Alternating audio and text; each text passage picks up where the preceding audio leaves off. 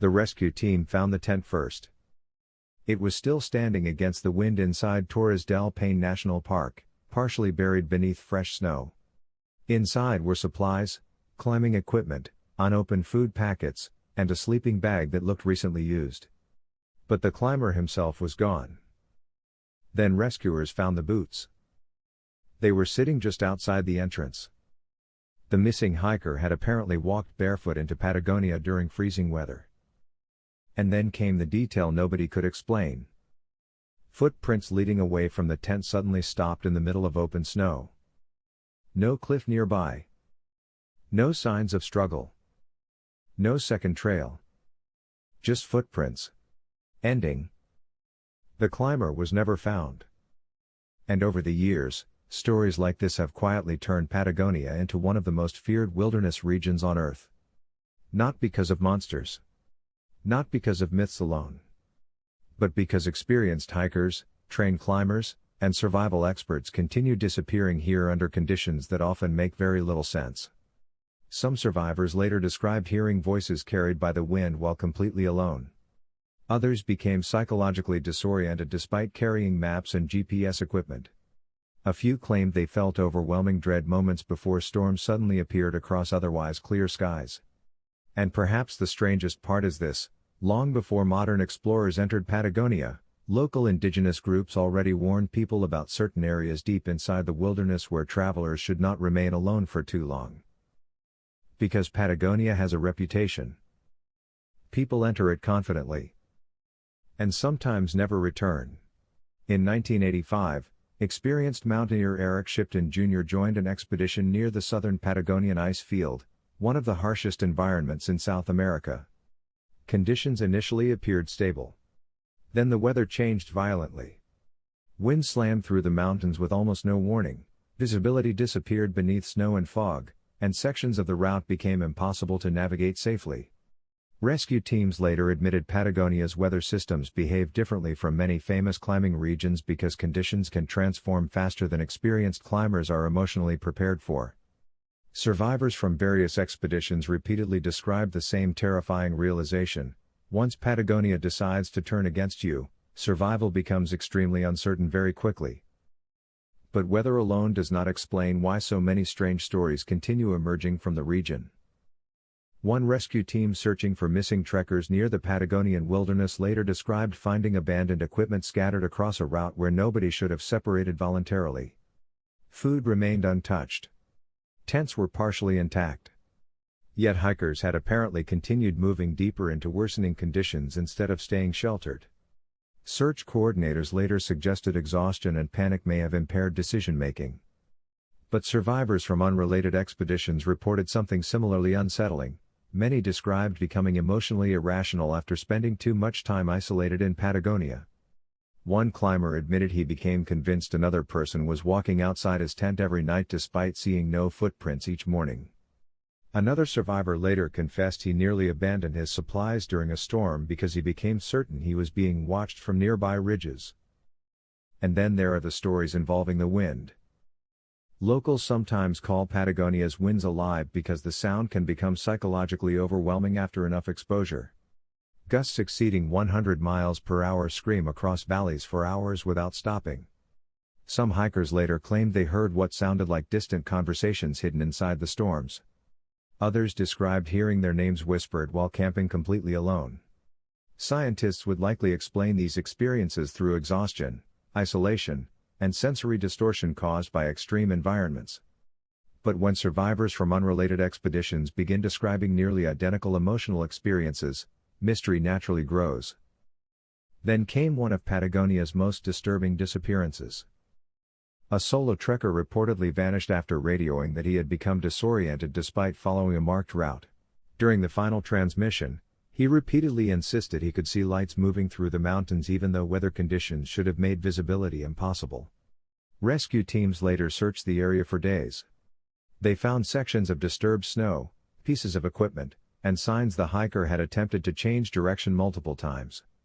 But his body was never recovered. And in Patagonia, that happens more often than many people realize. Because the wilderness here does not simply hide people. Sometimes it seems to erase them completely. Long before tourists and climbers arrived, indigenous groups living across Patagonia already understood how dangerous the region could become. The Tehuelche people respected the wilderness deeply and passed down stories warning travelers not to underestimate isolated valleys, violent storms, and certain mountainous regions believed to carry strange energy.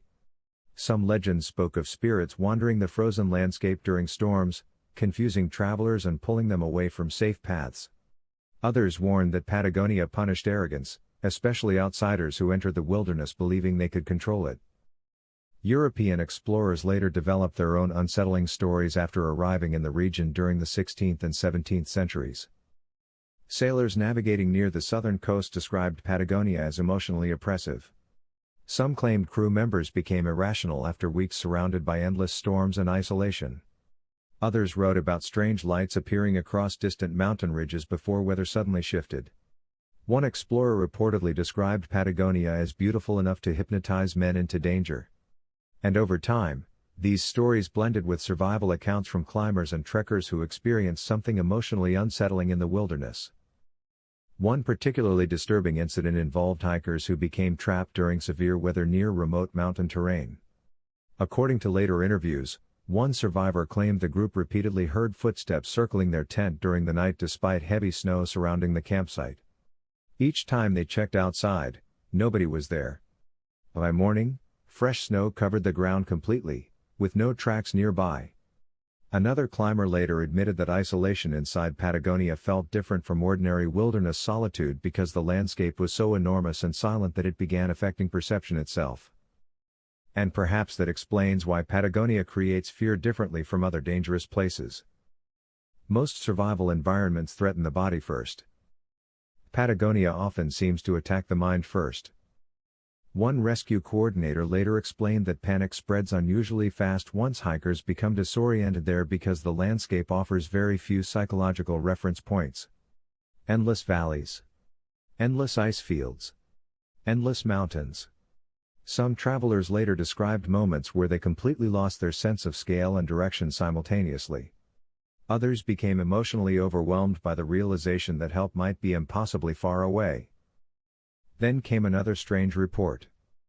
A climber later claimed his compass behaved unpredictably for several hours near isolated mountain terrain before a sudden storm forced the expedition back. Another trekking group described seeing distant lights moving across glaciers where no campsites existed. Again, science can likely explain many of these experiences logically. But Patagonia creates conditions where fear, exhaustion, weather, and isolation combine in ways that make human perception unreliable. And once people stop trusting their own minds, the wilderness becomes much more dangerous. Despite all the disappearances, strange stories, and survival disasters, Patagonia continues attracting people from around the world every single year. And perhaps that is the most fascinating mystery of all. Because many travelers who survived Patagonia later admitted the wilderness became one of the most emotionally powerful experiences of their lives. One climber explained that after surviving multiple days trapped inside violent storms near the ice fields, everyday anxieties no longer seemed important afterward. Another explorer described standing alone before a massive glacier and suddenly realizing how temporary human existence truly is compared to the age of the natural world surrounding him. Patagonia changes people. And that transformation appears repeatedly throughout survivor accounts. One trekker later admitted the wilderness forced him to confront fears he had spent years avoiding because there were no distractions left. No cities. No schedules. No noise. Only endless silence and the awareness that nature remained completely indifferent to human existence. Another traveler described feeling emotionally addicted to Patagonia afterward despite nearly dying there because modern life suddenly felt artificial in comparison. But the same beauty that attracts people also creates enormous danger. Patagonia constantly invites exploration. A hidden valley beyond the mountains. A glacier glowing blue beneath sunlight. A distant trail disappearing into fog. Adventure always appears just one step farther away. And that temptation has repeatedly pushed experienced explorers into situations that became impossible to escape safely. One expedition reportedly ignored worsening weather conditions because the group believed they were only hours away from completing a route. They never arrived. Rescue teams later found scattered equipment partially buried beneath snow but no trace of several climbers. Another survivor later described watching weather systems move across Patagonia like living walls, swallowing entire sections of mountain terrain within minutes. And perhaps that is why Patagonia continues disturbing people so deeply. Because it challenges one of modern civilization's strongest illusions: the belief that humans are fully in control. Phones fail here. GPS systems fail here. Preparation sometimes fails here. And once isolation begins, survival depends as much on emotional resilience as physical skill.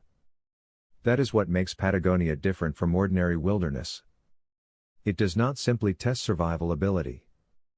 It tests how long the human mind can remain calm inside absolute uncertainty.